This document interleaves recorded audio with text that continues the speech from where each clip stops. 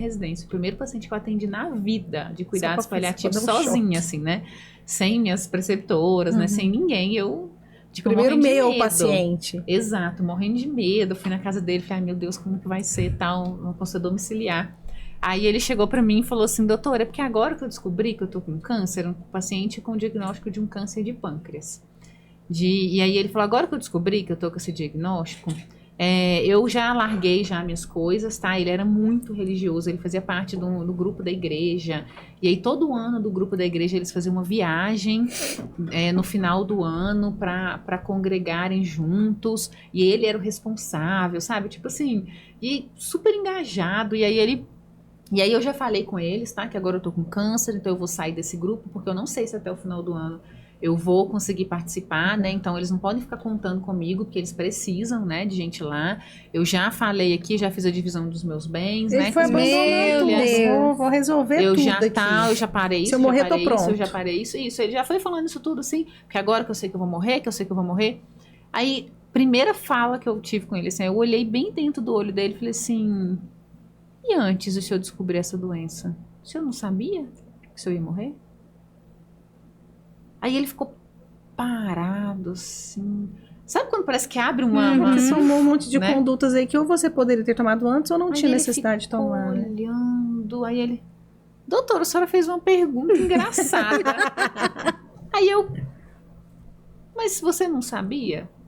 Aí ele falou, não, mas é porque agora, né, eu sei que tá mais certo, né, que pode estar mais Antes não próximo. tava, né? Aí eu falei, eu entendo, mas isso não é uma sentença de morte. Isso não significa que o senhor vai morrer agora, né? Não é isso. Isso te dá prazer? Estar no grupo da igreja te dá prazer, te dá sentido? Dá. Então o senhor vai voltar. Lá. Então você vai voltar pro grupo da igreja, não tem?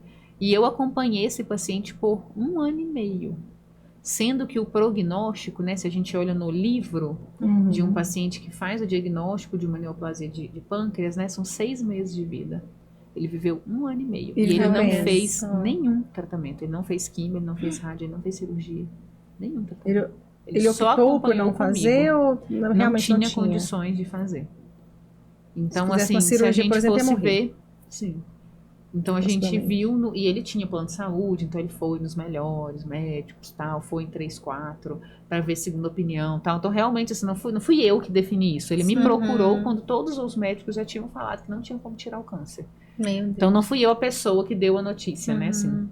Aí por isso que ele decidiu acompanhar comigo. Ele já tinha resolvido porque tudo. Na cabeça dele era isso, agora eu tenho só cuidado paliativo, é só isso que me resta. Só não quero ter dor. Isso, foi isso. Vou morrer. E na verdade foi totalmente o contrário. E aí eu fui acompanhando ele foi no negócio da igreja, ele passeou, ele voltou a fazer yoga, ele fez uma horta no fundo da casa talvez dele. Ele tenha vivido muito aí a mais neta nesse dele 1 ano e meio buscava, do que no resto. Sim, aí a neta dele buscava ele em casa e falou, doutora, eu posso levar ele para tomar um sorvete?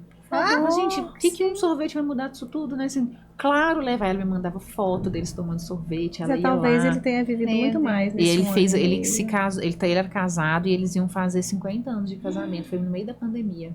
Aí ele falou, e agora, doutora? Não, porque não dá pra fazer nada. Eu, não, mas nós vamos fazer. Coisa. Nem que seja por meu cadáver, mas nós vamos fazer. Vamos lá, vamos sentar. E eu ajudei ele a fazer uma agenda. Então, 1 hora vai vir seu filho fulano de tal, 2 horas do fulano de tal, nós vamos comprar uma caixa de luva, máscara, todo mundo vai ficar na porta. E colocou uma caixinha de máscara, aí fizemos bolo, a cerimônia individualizada. Isso, e aí eles entraram porque estavam na pandemia. Então, não é fazer de uma forma irresponsável, né?